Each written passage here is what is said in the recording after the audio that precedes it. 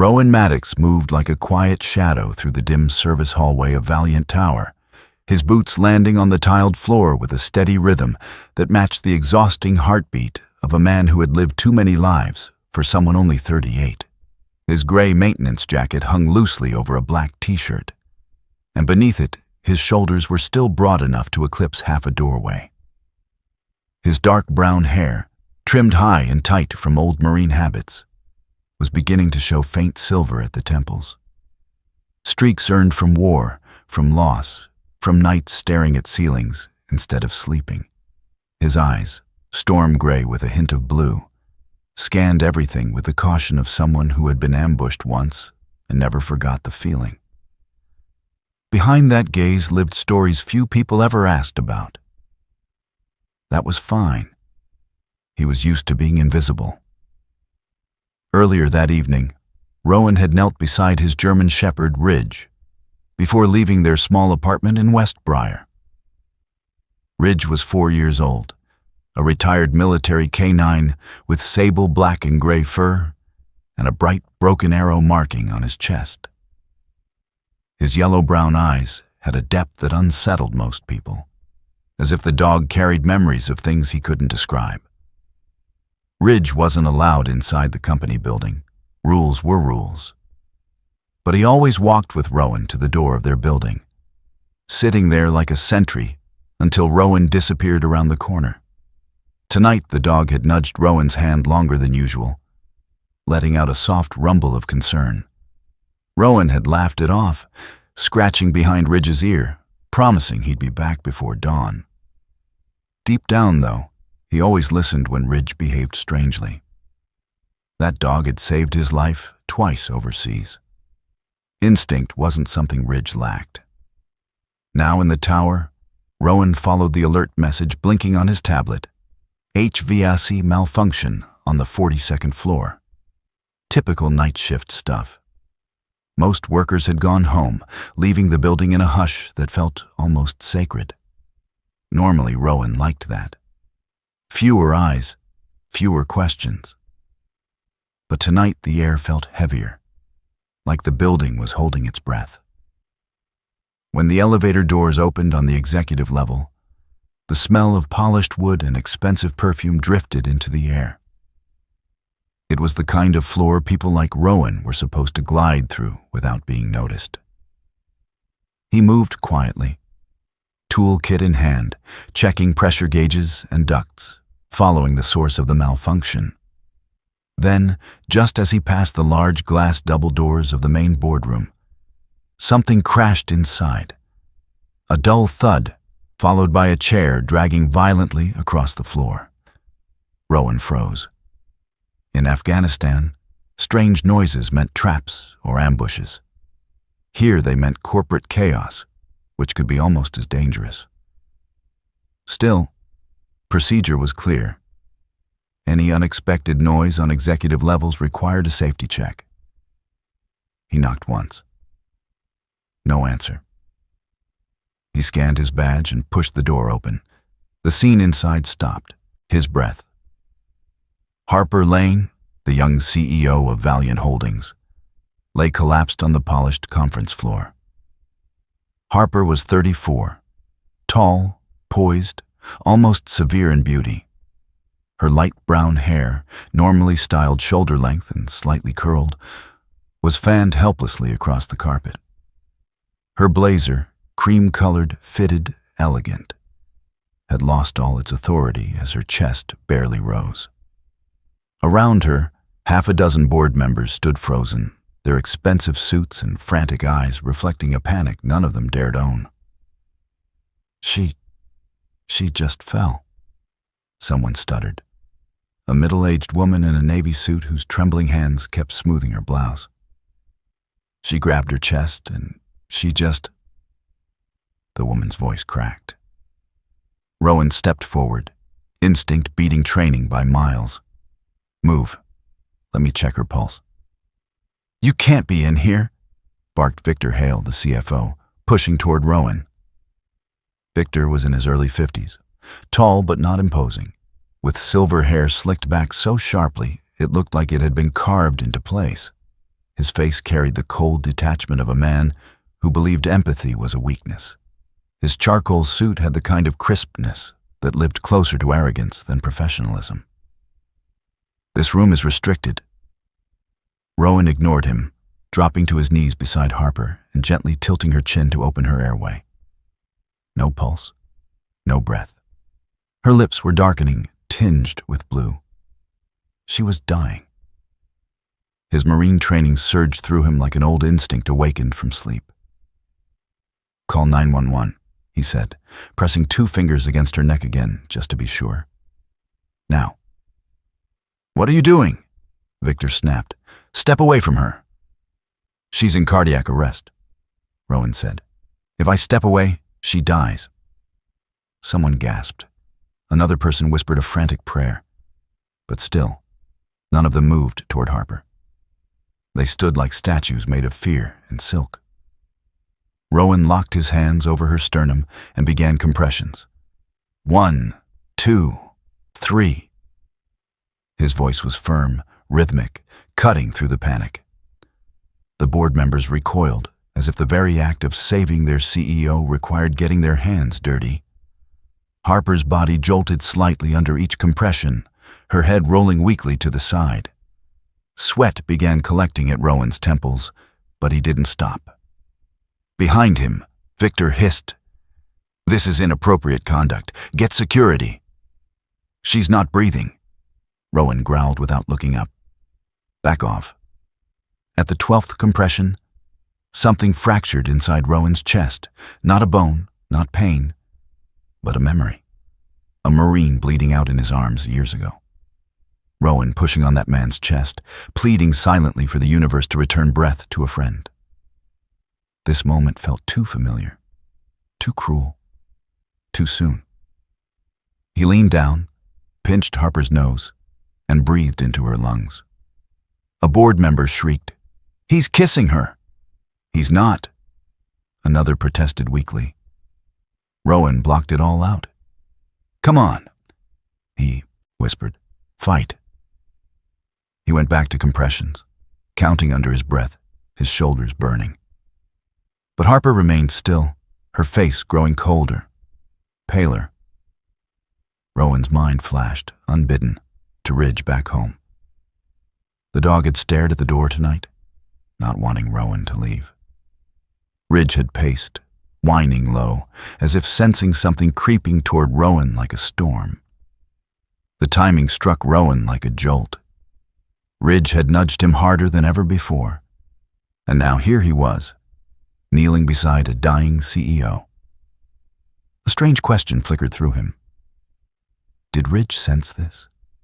Was this moment, this life, somehow tied to him? The thought unsettled Rowan's logic, yet he felt a cold shiver of déjà vu, a quiet whisper of destiny brushing the back of his mind. Then Harper's chest shuddered under his hands. She coughed. Air rushed into her lungs with a violent, desperate gasp. A collective cry went up around them. One board member collapsed into a chair with relief. Another pressed a shaking hand to her mouth. Harper's eyes fluttered weakly, her brows drawn into a troubled wince. Paramedics burst into the room moments later, their voices sharp and controlled. One knelt beside Rowan. "Who started CPR?" Rowan raised a hand slightly. "I did." The paramedic nodded, eyes widening with something close to respect. "You saved her life." But before Rowan could breathe, Victor stepped forward, jaw tight. This man, this janitor, violated protocol. Rowan felt something cold settle inside him. Victor continued. "He forced himself into the room. He touched the CEO without authorization. He overstepped his position, and I want security." "You should thank him," whispered a trembling board member. But Victor shot her a glare that silenced the room. The paramedics lifted Harper onto a stretcher, and the team rushed her toward the elevators. Rowan stood slowly, exhausted, shoulders shaking from the adrenaline drain. His palms burned. His chest rose and fell like he'd just fought a war he didn't expect. Victor stepped closer, lowering his voice.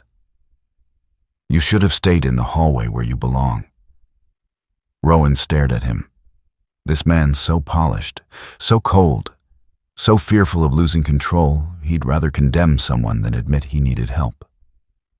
Rowan said nothing, but silence was heavier than anger.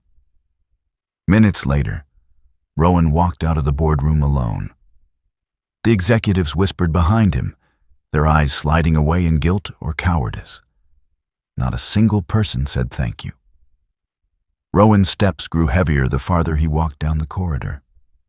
He wondered briefly whether Ridge was pacing at home again, sensing something else on the horizon, something darker. He didn't know the truth yet.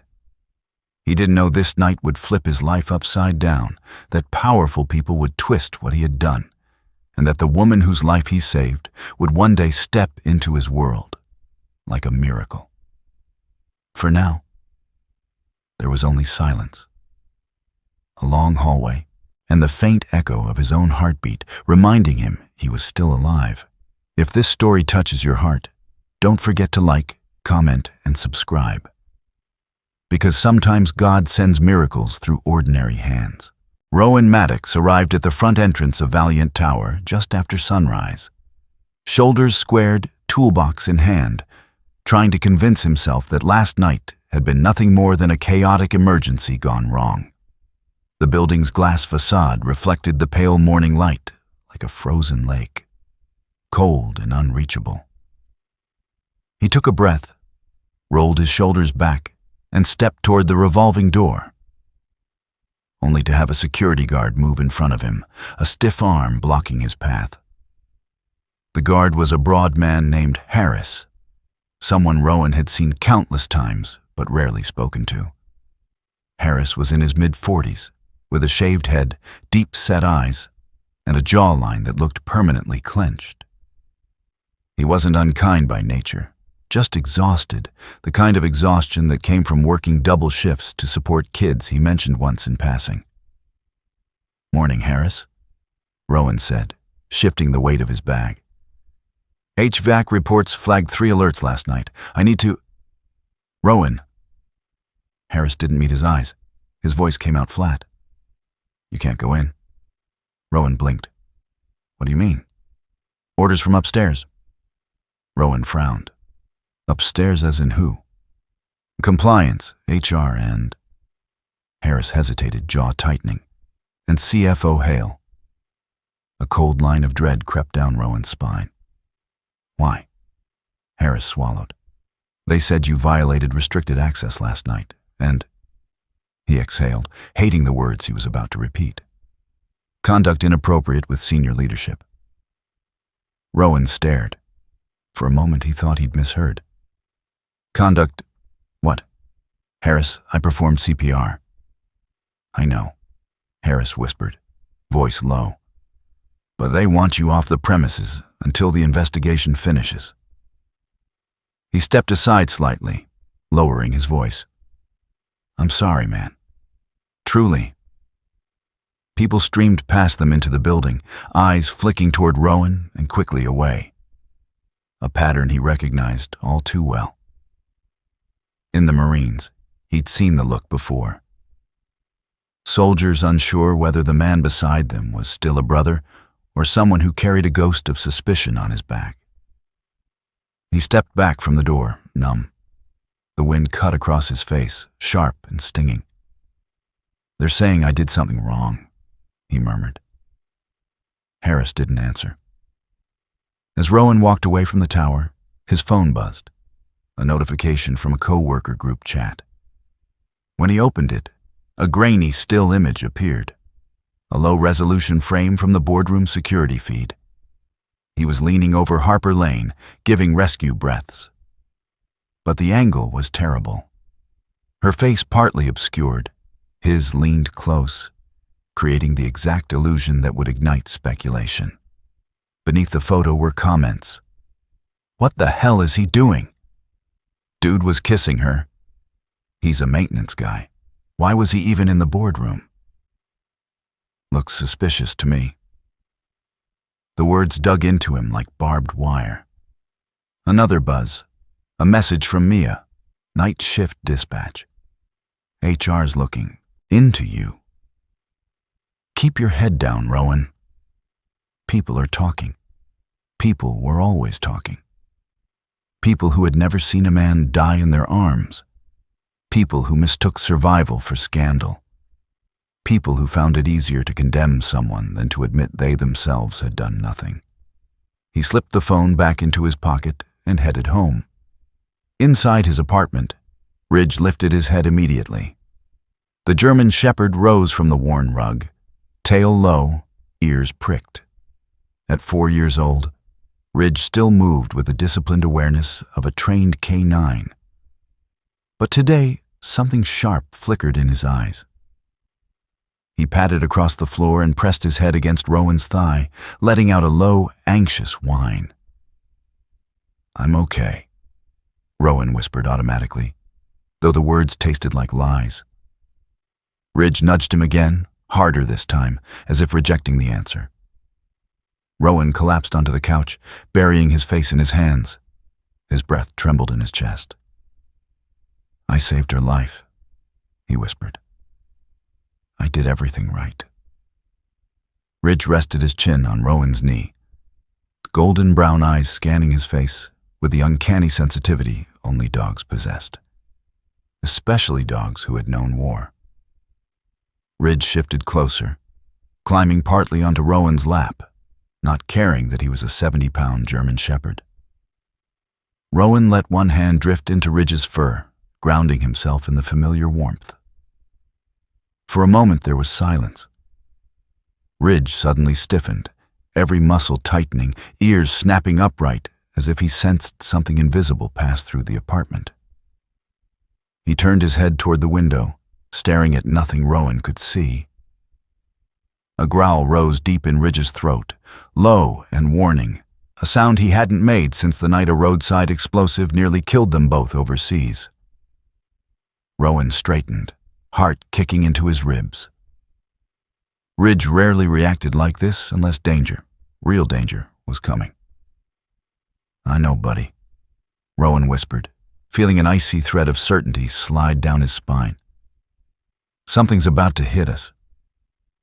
Ridge's growl faded, but the unease settled heavy in the room, leaving Rowan with the eerie sense that this was only the beginning. Hours passed in a blur.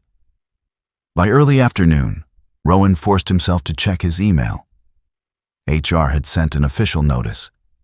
Pending investigation. Suspended without pay. Do not return to the building. A second email followed. Allegations under review. No evidence. No interview. No chance to defend himself. Rowan exhaled through clenched teeth.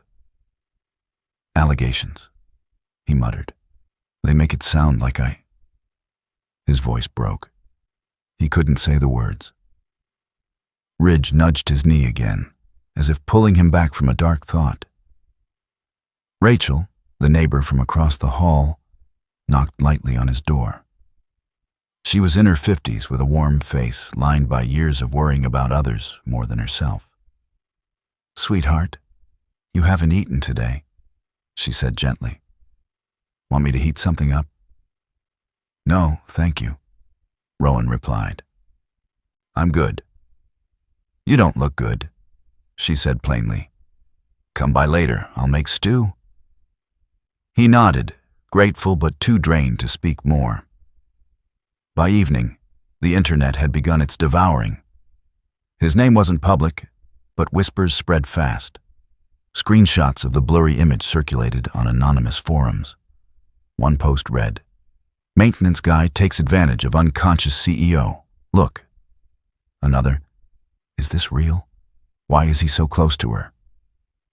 Rumor had more power than truth ever would. As night fell, Rowan sat on the floor beside Ridge, staring at the wall. "They're going to ruin me," he whispered. "Erase everything I've ever done." Ridge leaned against him fully now, protective and steady.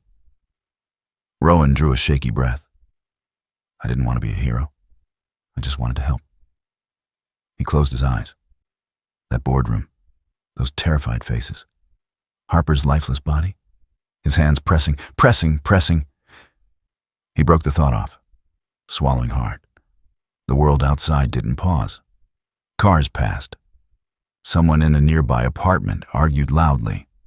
A train rumbled in the distance. Life went on, but his had stopped.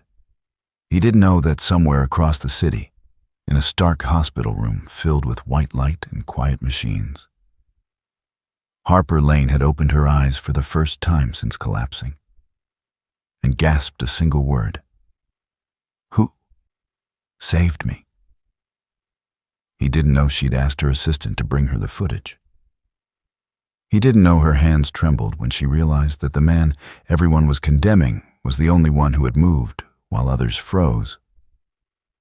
And he didn't know she would soon see that the system around her, the system she thought she commanded, was built on the backs of people like him.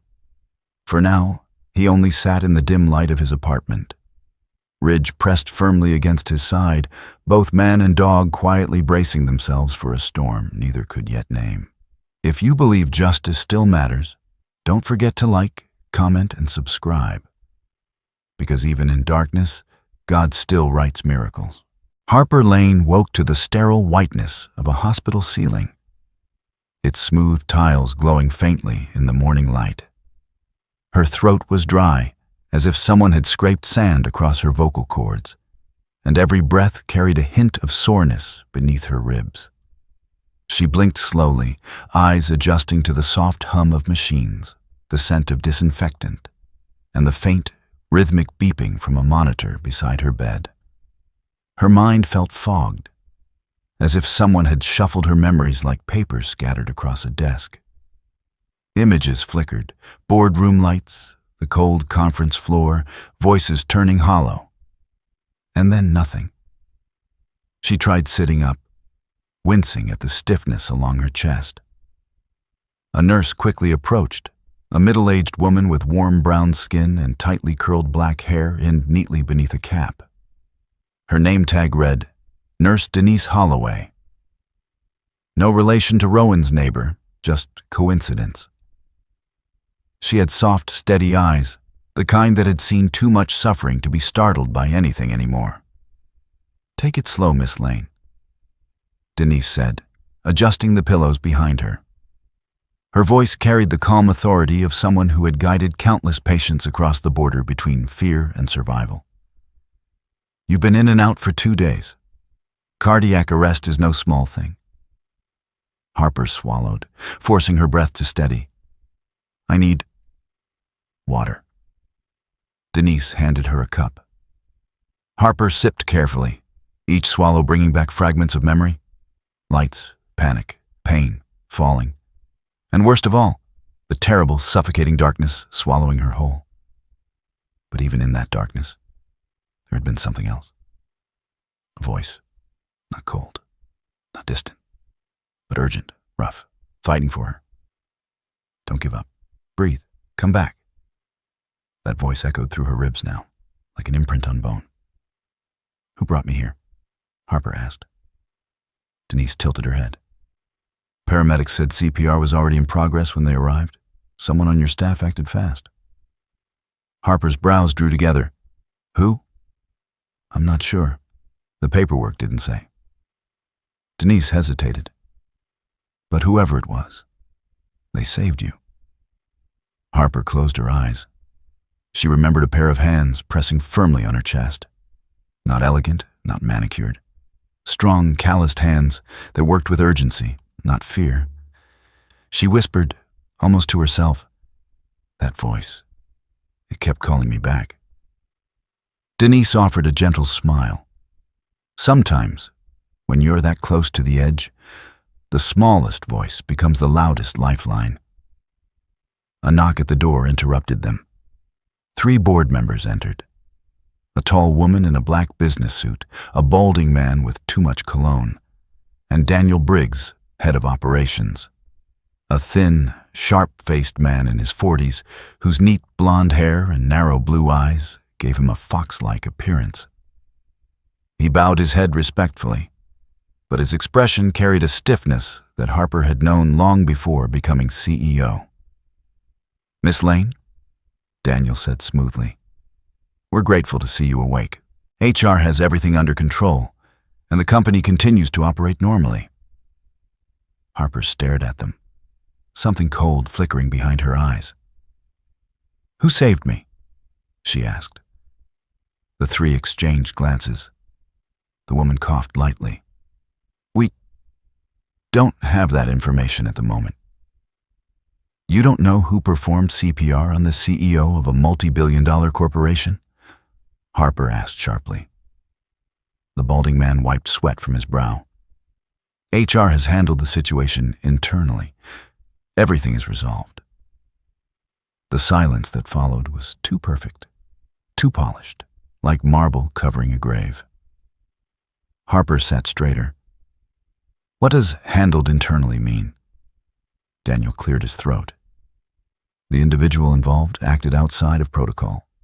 HR determined the situation required separation." "Separation?" Harper repeated. "You fired him?" Daniel stiffened. It was an issue of liability. Harper's expression sharpened like a blade. "I nearly died, and you fired the person who kept me alive." The three executives looked anywhere but her face. "I want the security footage from the boardroom," Harper said. "Send it to my email, now." "Miss Lane," Daniel began. "That wasn't a request." The trio backed out of the room quickly, murmuring excuses. When the door closed, Harper pressed a trembling hand to her forehead. She had climbed out of poverty, fought for scholarships, built her company from nothing. She knew when people were hiding something, and she recognized the scent of buried truth the way a sailor tasted storms. This, whatever this was, stank of fear. Hours later, the footage arrived. Harper watched it alone on her hospital bed, her breathing tightening as each second unfurled. There she was, standing at the head of the long table, voice firm. Then, the sudden collapse, her body crumpling like a marionette with its strings cut. Board members frozen in shock. And then a man rushed in. Rowan Maddox. She didn't know his name yet, but she recognized those hands. The strong jaw with a shadow of stubble. The dark hair cropped short.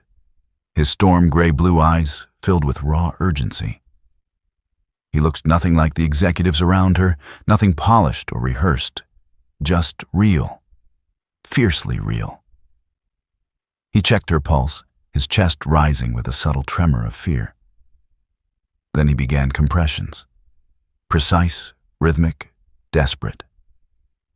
Sweat dripped down the side of his face. At one point, someone struck him from behind, but he didn't stop. A surge of emotion hit Harper unexpectedly. He was fighting for her life with everything he had. Then she saw it. Victor Hale grabbing Rowan's shoulder, yanking him away like a criminal. Security escorting him out. Not a thank you, not a word. Harper's hand curled into a tight fist.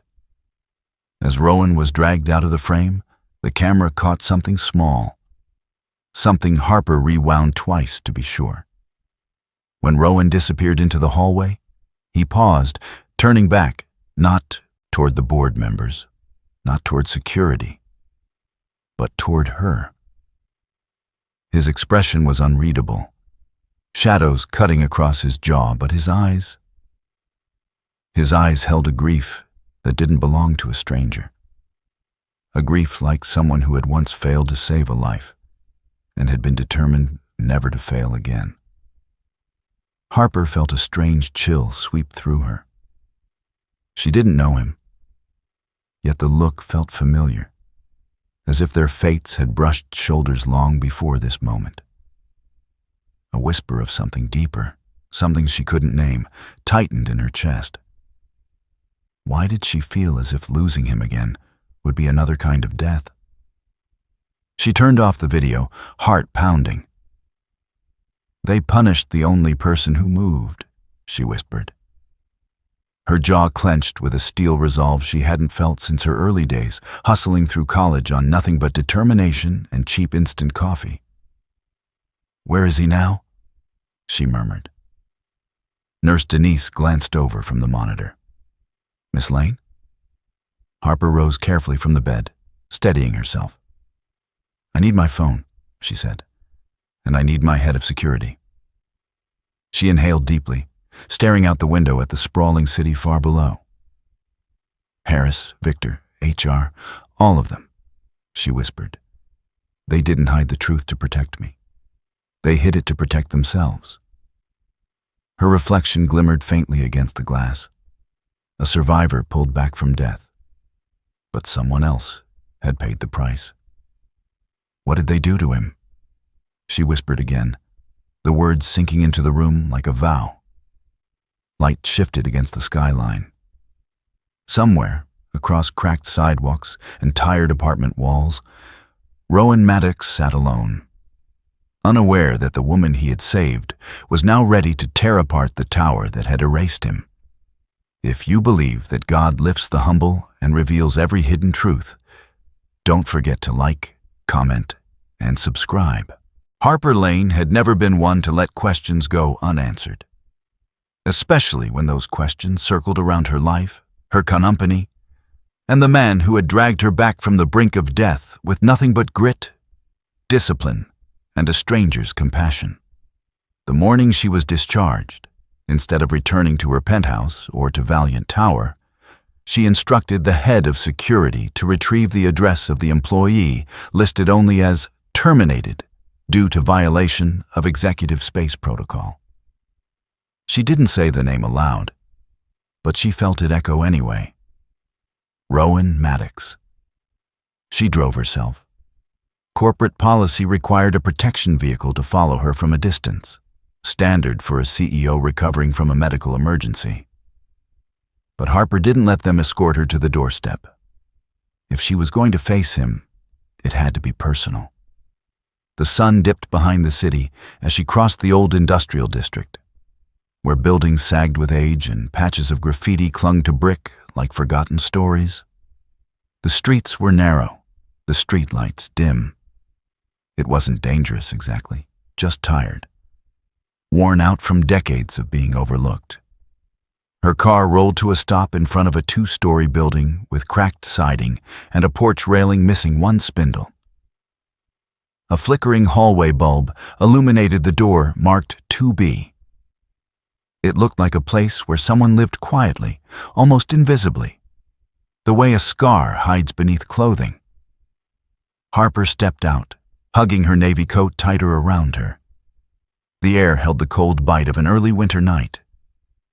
She walked up the concrete steps, lifted her hand to knock, and froze when a deep, sharp bark erupted from behind the door. It wasn't an aggressive bark. It was controlled, resonant, warning, but not panicked. That must be Ridge.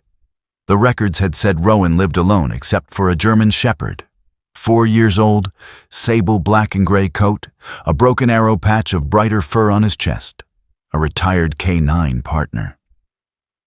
That detail had stayed with her, even though she hadn't known why at the time. Harper steadied herself and knocked. The barking stopped instantly. What followed was a low, heavy thump, paws landing on the floor, moving toward her. Then silence. Locks clicked, and the door opened. Rowan Maddox stood framed in the yellow light of the hallway, looking nothing like the strong, decisive man in the security footage. His storm gray blue eyes were sunken, shadowed by exhaustion. The short, dark brown hair, once cleanly trimmed, now showed signs of neglect. His face was paler, sharper, as if stress had carved lines where none belonged. He wore a plain charcoal t-shirt and worn jeans, his posture stiff but unsteady. Behind his legs stood Ridge, a muscular German shepherd with alert golden brown eyes, ears rigid, chest patch glowing faintly under the hallway light. The dog pressed close to Rowan's leg protectively. Harper opened her mouth, but Rowan beat her to it. "What are you doing here?" His voice was rough, not from rudeness, but from days without rest. The voice of a man who had spent nights awake, wondering how everything had gone wrong so quickly. "I came," Harper said softly, "to fix what was done to you." Rowan blinked, as if the words didn't match reality. "You shouldn't be here." "I should be wherever truth is owed," Harper replied. Ridge inched forward, sniffing the air near her shoes, evaluating. Then he returned to Rowan's side, posture protective but not hostile. Harper took a breath. "May I come in? Just for a moment." Rowan swayed slightly, not refusing, not agreeing, just fighting to keep his balance. Harper stepped forward instinctively, reaching out a hand. He caught himself against the doorframe, one palm bracing, jaw tightening. "You haven't slept," Harper said softly. Rowan exhaled through his nose. "Didn't feel right to sleep." "You were fired for saving my life," she said. "Of course, nothing feels right." The words struck him harder than she expected. His shoulders tensed. He tried to speak, but couldn't. Ridge nudged Rowan's hand with his nose, a low rumble echoing in his chest. Concern, not aggression. Rowan whispered, almost ashamed, "I'm fine." "You're not," Harper said, "and that's why I'm here." His knees buckled. It happened fast, too fast for Rowan to stop it. His body pitched forward, hands scrambling for the railing that wasn't there. Harper lunged, sliding her arms under his to keep him upright. Rowan was heavier than he looked, solid muscle masked under exhaustion. But Harper held on. Ridge's reaction wasn't to attack. Instead, the dog moved in tight circles around them, whining low in his throat, fear, worry, instinct all tangled together. He pressed his head against Rowan's hip, trying to steady him. Harper whispered, "It's okay, boy, I've got him." Ridge suddenly froze, not in fear, but in recognition. The dog lifted his head, staring directly into Harper's eyes, with an intensity that made her breath hitch. Something ancient, animal, and knowing flickered in his gaze, as if he saw not just her face, but the moment she had died and returned.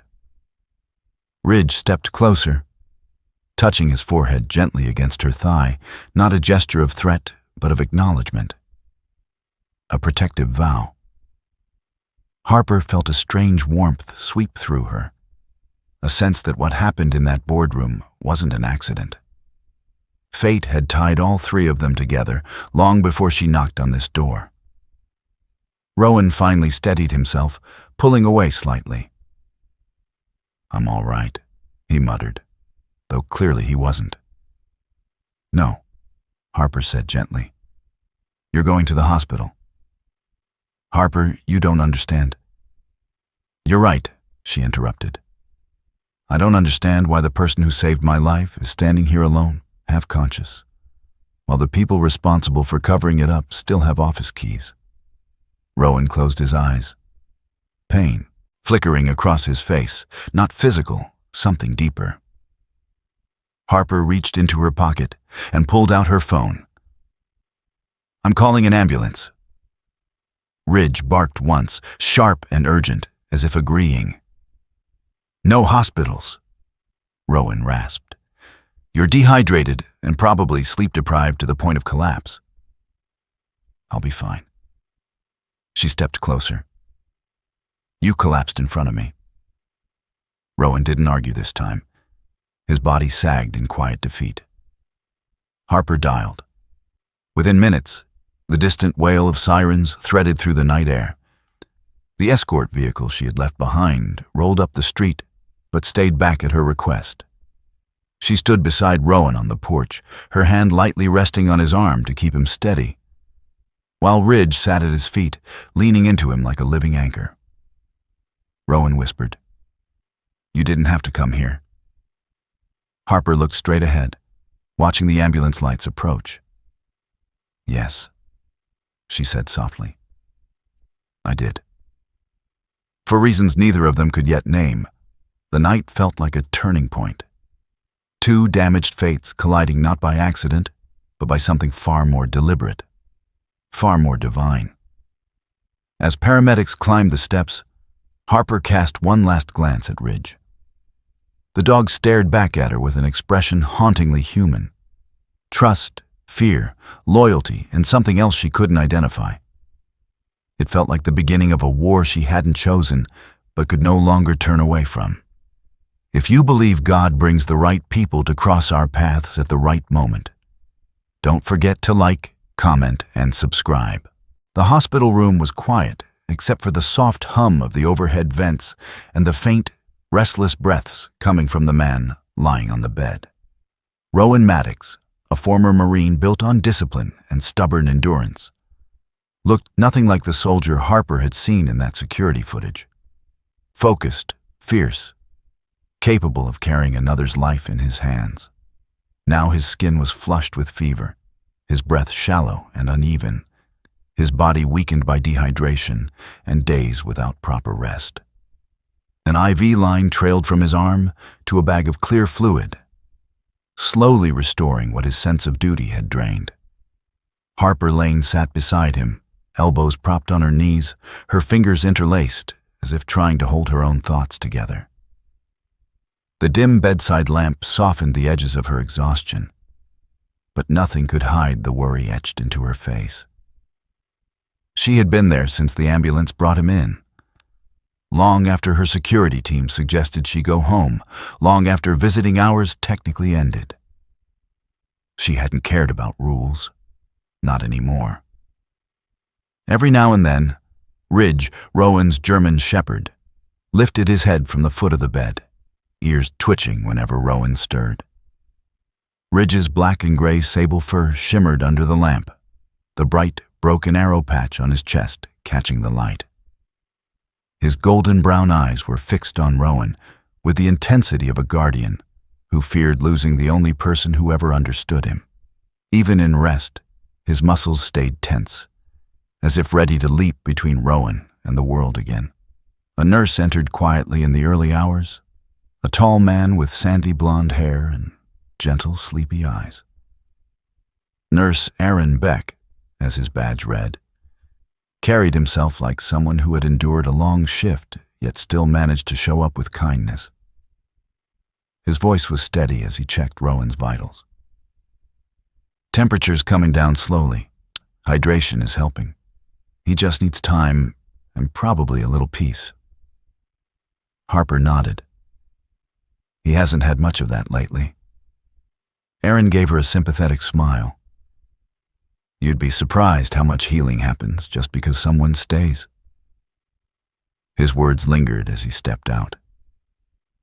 Hours later, when the night deepened into its quietest shade, Rowan stirred. His eyelids fluttered, breath catching, fingers tightening around the blanket as if bracing for a blow. Harper rose instantly, leaning forward. "Rowan?" she whispered. He opened his eyes slowly, the gray-blue irises dimmed by fatigue. For a second, he seemed unsure of where he was, scanning the room as if expecting danger. Old battlefield instincts didn't fade easily. Then he saw Harper. He blinked once, confusion slipping into recognition. "What happened?" "You collapsed," Harper said gently. "Dehydration, fever. You've been pushing yourself too hard." Rowan exhaled, the sound heavy with embarrassment. "Shouldn't have caused trouble." "You didn't cause trouble," Harper replied. "Someone else did. And I'm here to fix it." She reached into her bag and pulled out a folder, sleek, corporate, but filled with something that carried real weight. Rowan watched as she placed it on the table beside him. "I need you to see this," she said. He didn't reach for it right away. His gaze drifted to Ridge, who had moved closer, resting his head on Rowan's arm with a soft whine. Rowan stroked the dog's fur slowly, grounding himself. When he finally took the folder, He flipped it open with the caution of someone who had learned not to expect good news. Inside were legal documents stamped with Valiant Tower's seal. The first page read, "Certification of correct emergency medical procedure conducted by employee Rowan Maddox." Underneath, a formal declaration. The employee acted in complete accordance with CPR and emergency response guidelines. Rowan frowned. Harper continued, "It states, officially, that everything you did was correct, that you saved my life." He turned to the next page. Retraction of prior accusations and misconduct claims. Then another. Internal record edits. Previous termination void. Incident recategorized as emergency medical response. Finally, a document with embossed lettering.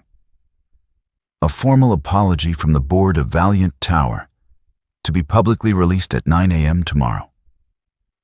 Rowan stared at the papers for a long time. Too long. His jaw tightened, and for a moment Harper wondered if he might tear them apart, not out of anger at her, but at the system that had broken him so easily. Rowan finally asked, voice low and rough, "Why?" Harper sat straighter. "Because you saved me. And because my silence, my failure to stand up immediately, let others destroy your name. That's on me." She swallowed. "You didn't deserve to be erased." Rowan looked down again, running a thumb along the edge of the documents. He didn't say anything, but Harper could feel the storm behind his quiet exterior. Memory, injury, betrayal. The weight of years spent trying to rebuild a life after war. When Harper spoke again, her voice softened. "I also came with an offer." Rowan raised an eyebrow. "I want to build something inside Valiant," she said. "A real department. Human welfare and internal safety, not corporate safety. A place where people like you lead the standards, not get punished for following them." Rowan's brow furrowed. "You want me to come back? I want you to help me create something that should have existed all along." She held his gaze. "You understand people. You see danger before anyone else. You act when others freeze. That's rare. That's who I want by my side." Rowan didn't respond. He glanced instead at Ridge, who had curled against the side of the bed, watching Harper cautiously, protectively. Ridge suddenly lifted his head sharply, staring not at Rowan, but at Harper, his ears pricking, tail stiff, eyes narrowing with an uncanny depth. He let out a soft, almost mournful sound, nudging Rowan's wrist as if urging him to listen. Then he touched his nose gently to the folder of documents, before placing a paw on Rowan's chest. Harper gasped quietly. It wasn't random. It felt intentional, like Ridge recognized the weight of the decision before Rowan did. Rowan looked down, startled by the dog's unusual behavior. Something flickered in his expression, something fragile, something searching, as if Ridge had spoken a truth Rowan wasn't ready to accept. Fate had nudged him twice now, once in a boardroom, once in a dim hospital room. Harper broke the silence gently. "I'm not asking you for an answer now. Just don't let the people who wronged you decide the rest of your life." Rowan leaned back against the pillows, eyes drifting to the ceiling. His breath trembled slightly, not from fever this time, but from the uncertainty of stepping into a system that had betrayed him once already. Ridge rested his chin on Rowan's lap, tail thumping once, a low rumble of comfort rising from his chest.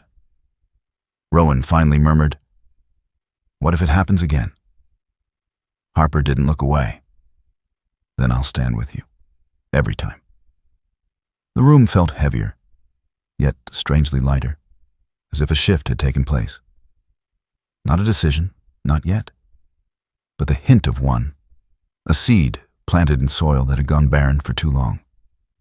Rowan closed the folder and set it aside. His expression remained unreadable, but the tension in his shoulders eased a fraction. Ridge wagged his tail once, sensing the shift. Harper stood, smoothing her coat. "I'll be back in the morning with the formal announcement. Rest, both of you." Rowan watched her go, unsure of what tomorrow would bring. But as Ridge pressed closer, breathing steady, warm, and loyal, Rowan felt something he hadn't felt in years. Hope. If you believe that God restores what the world tries to take away, don't forget to like, comment, and subscribe. The message reached Victor Hale at exactly 6:14 a.m. His phone buzzed across his pristine marble countertop, the notification banner glowing with the name of the private data broker he'd contacted just 2 nights prior. The apartment around him was immaculate. Every surface polished, every book aligned, every tie hanging in perfect color sequence. Victor lived as if the world was a reflection of his control. But today, his expression was tight, jaw clenched, a vein pulsing near his temple. The email subject line read, "Package delivered, sensitive data attached." Victor opened it with the eagerness of a predator catching the scent of an injured animal. His eyes darted over the lines. Overdue rent payments from Rowan Maddox's early years after military discharge, fragmented military records missing commendations due to bureaucratic mishandling, a partially redacted PTSD screening, out of context and weaponizable, a photo ripped from an old deployment file, showing Rowan shirtless with scars across his waist and ribs. Scars Victor planned to inflate into something else entirely. Victor exhaled sharply, satisfaction curling through him. The board had reinstated Rowan's record, but Victor knew how to manipulate a narrative. He had done it his entire career. Rowan Maddox would not stand on a corporate stage as a hero, not while Victor still had breath. He forwarded the files. He clicked send without hesitation. At Valiant Tower, news spread like a fever. Screenshots appeared in anonymous forums, whispers echoing through Slack channels, rumors rolling through break rooms and text threads. "Unstable?" someone typed. "Why wasn't that in the announcement? He has scars, bad ones. Why would a guy like that be working here? Is he dangerous?" But this time, Harper Lane didn't allow the storm to grow uncontested. By noon, every employee received a calendar invitation. Mandatory town hall, 3 p.m., main auditorium. Topic: transparency, responsibility, and human integrity. Harper's name was at the bottom. Employees whispered. Some looked nervous. Most were simply curious. But one thing was clear. Harper was stepping into the fire herself. Rowan arrived at the tower shortly before the event, still recovering from his hospital stay, but standing with quiet strength. He wore a clean navy shirt and black jeans, simple, unpretentious, the kind of clothing that didn't try to disguise the man beneath. Ridge walked beside him, though he wasn't allowed into the auditorium. The German shepherd sable coat reflected thin stripes of afternoon light through the glass doors. His broken arrow chest patch stood out against the darker fur, and his attentive posture made passing employees slow down, whisper, or smile. Harper had insisted security allow Ridge to be brought into the building, even if he couldn't enter the meeting. A young security officer, Officer Mia Tran, mid-20s, slim build, short black bob haircut, waited by the lobby benches. She had a calm presence, warm brown eyes, and the steady patience of someone who grew up helping raise younger siblings. She knelt down, letting Ridge sniff her hand.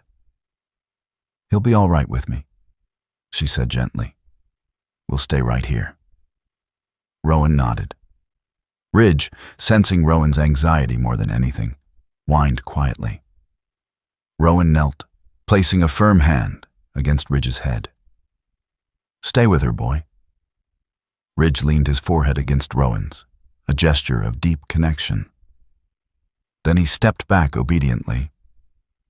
Rowan straightened, exhaled, and followed Harper into the auditorium.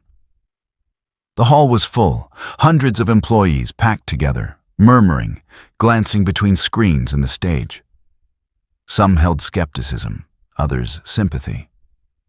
The air buzzed with anticipation. Harper took the stage first. Her presence commanded attention, not through volume, but through the calm, resolute intensity in her voice.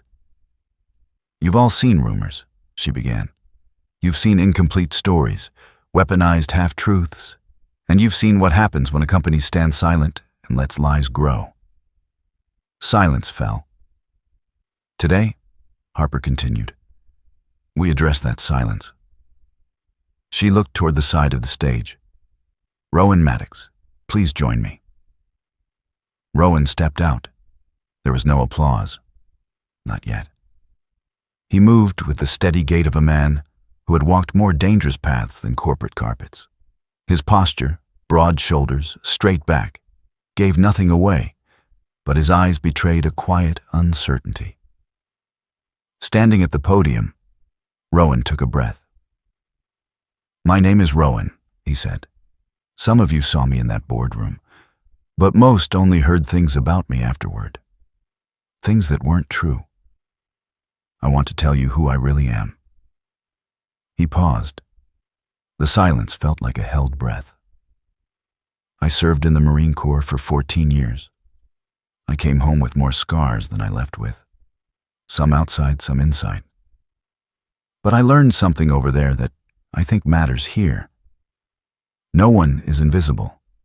Even the person you pass in the hallway without a second glance has a story." People shifted in their seats, listening. When I was fired for helping Harper, I didn't think anyone would speak up for me. I thought that's just how the world worked now. Stay quiet or get crushed. His hands gripped the podium lightly. But that's not what happened. His eyes moved across the crowd. "She stood up. Your CEO. She didn't have to. She could have let the lie live." Harper watched him with a quiet expression, equal parts guilt and gratitude. Rowan continued, "I'm not perfect. I've made mistakes. I've struggled. But when someone collapses in front of you, when life and death hang in a breath, you move. You don't think about your job title or whether you're allowed to help. You just act." At that moment, outside in the lobby, Ridge suddenly stood up from where he had been resting at Officer Mia's feet. His ears shot forward, his tail lowered, his body tensed. Not at a threat, but at a feeling. Mia looked up, startled. Ridge padded toward the closed auditorium doors, placing one paw against them gently, then pressing his nose to the seam, as if he could feel Rowan's voice trembling on the other side. His eyes glistened, reflecting the overhead lights in a way almost mournful. Mia whispered, "What do you sense, boy?" Ridge turned his head toward her, gave a soft, aching whine, then sat facing the door like a soldier waiting for his commander. Something unseen passed between the dog and the wood, something loyal, something destined. Inside, Rowan's voice thickened. "I want to say one more thing. When you see someone who works in maintenance, security, food services, shipping, don't look through them. Look at them. Because we're all part of this place. Human beings, not pieces on a chart." Silence. Then one person stood, then another, then dozens, then the entire room. A wave of applause rose, not polite, but thunderous, genuine, raw. Harper stepped forward. "Thank you, Rowan." Then, turning to the audience, she added, "Effective immediately, CFO Victor Hale has been suspended pending investigation." Gasps rippled across the room. Rowan lowered his head, overwhelmed. Harper touched his shoulder gently. For the first time since this nightmare began, Rowan felt the weight shifting off his chest. Outside, the auditorium doors opened, and Rowan stepped into the lobby. Ridge sprinted to him. Not loud, not chaotic, just swift and certain, placing his head against Rowan's stomach with a sigh of relief. Rowan buried his fingers in Ridge's fur. Harper watched quietly. Something was changing. Something bigger than either of them had planned. If you believe God turns every injustice into a doorway for truth, don't forget to like, comment, and subscribe. The 7th floor of Valiant Tower had always been a forgotten corridor, a place used for temporary storage or unused office equipment.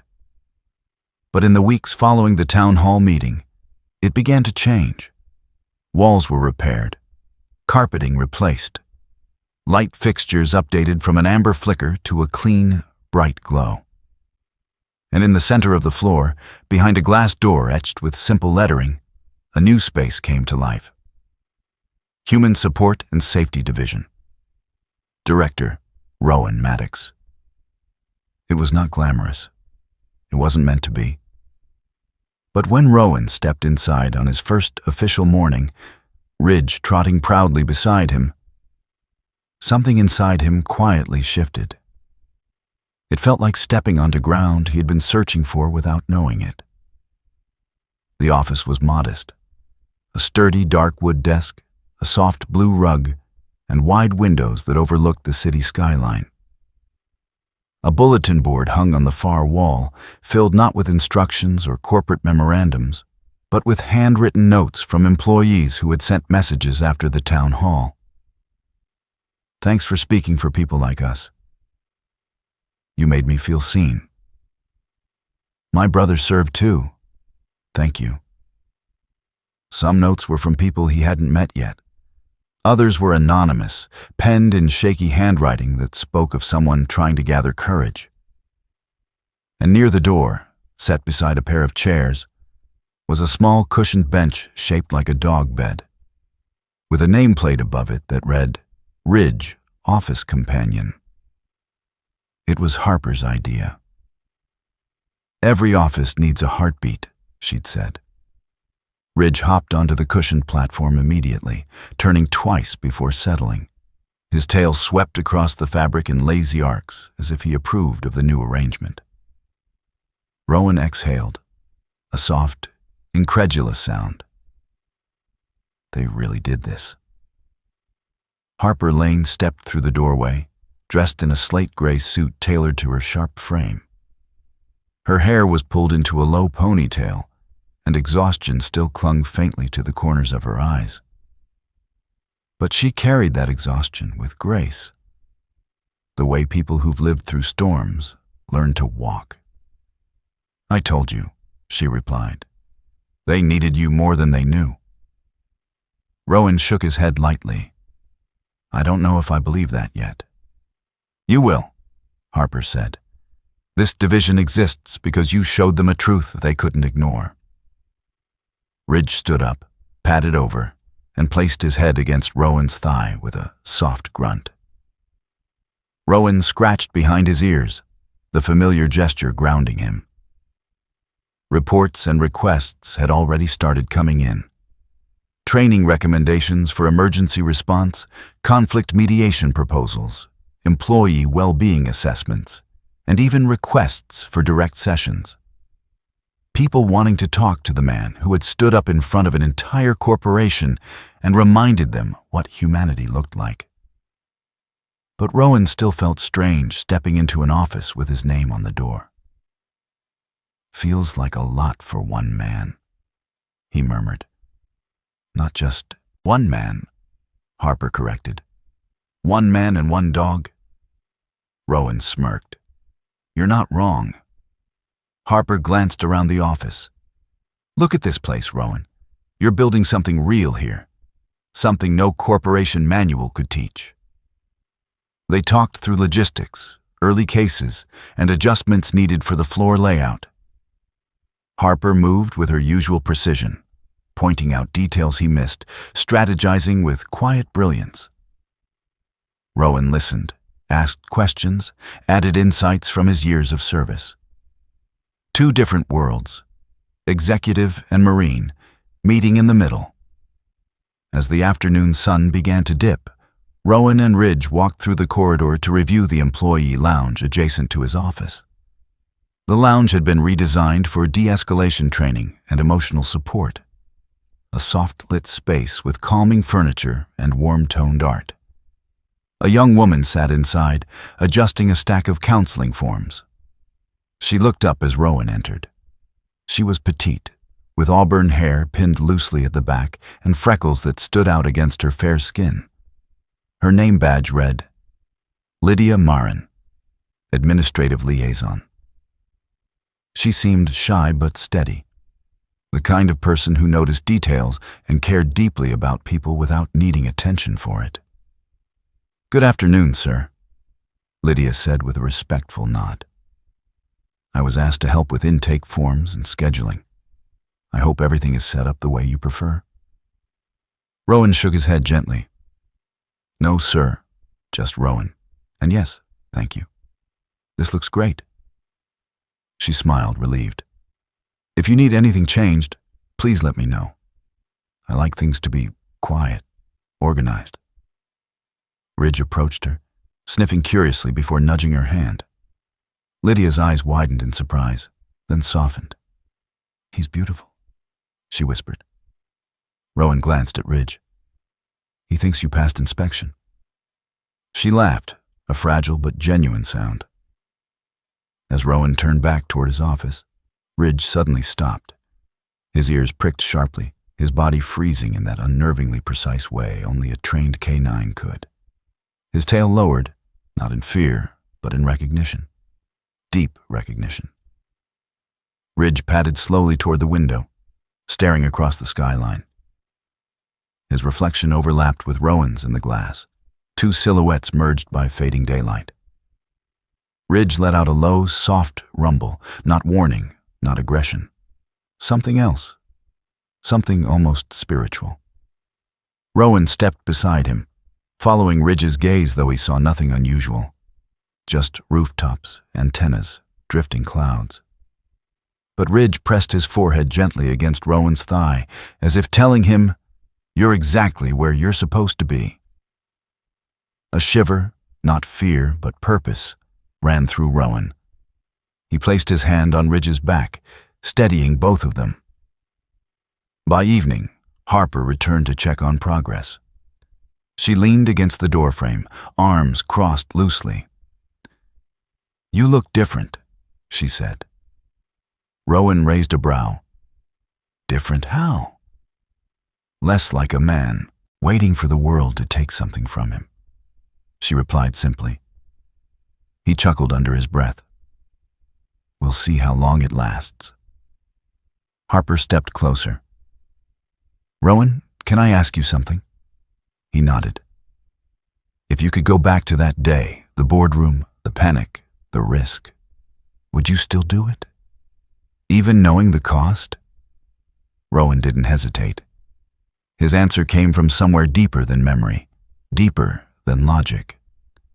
"I've carried men bleeding through the desert," he said quietly.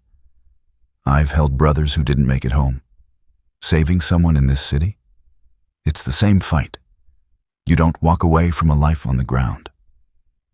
Harper exhaled, her expression softening. I needed to hear that.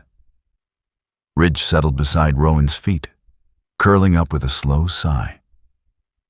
From the doorway, with Harper standing across from them and Ridge resting loyally by his legs, it looked, finally, like the small, proud family they had become without even realizing it. Rowan placed a hand on Ridge's fur and looked at Harper. "We rewrite what was broken," he said, piece by piece. Harper's smile held warmth and gratitude. "Then let's build it right this time." And for the first time in a long time, Rowan felt like he was not merely surviving the world around him, he was shaping it. Ridge let out a soft snore, his tail thumping once in agreement. Outside the office door, the new sign gleamed under the hallway lights. human support and safety, a place where forgotten voices finally rise. If you believe God can turn suffering into purpose and broken stories into miracles, don't forget to like, comment, and subscribe. In the quiet moments of our lives, when the world feels heavy and justice seems distant, God often works through ordinary people to remind us that miracles still walk among us. Some come dressed in courage, some arrive in silence, and some carry the steadfast heart of a loyal companion.